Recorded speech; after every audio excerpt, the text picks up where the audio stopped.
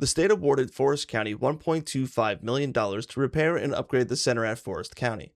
The 27-year-old multipurpose center hosts fairs, concerts, rodeos, markets, and other community events. But county officials say the building also needs to be ready for hurricanes and other large-scale emergencies.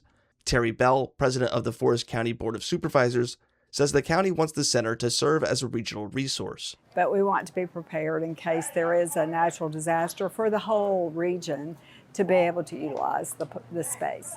State Senator Chris Johnson, who represents District 44, says the center could help emergency crews, utility workers, and construction crews respond during major disasters.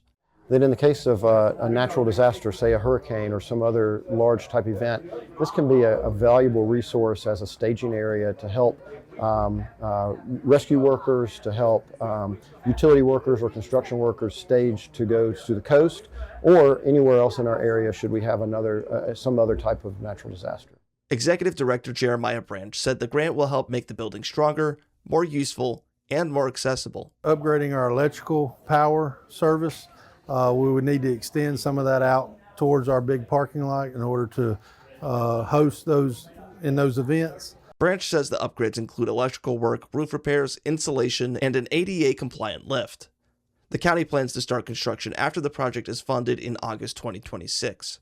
Reporting for the Roy Howard Community Journalism Center, I'm Justin Glowacki.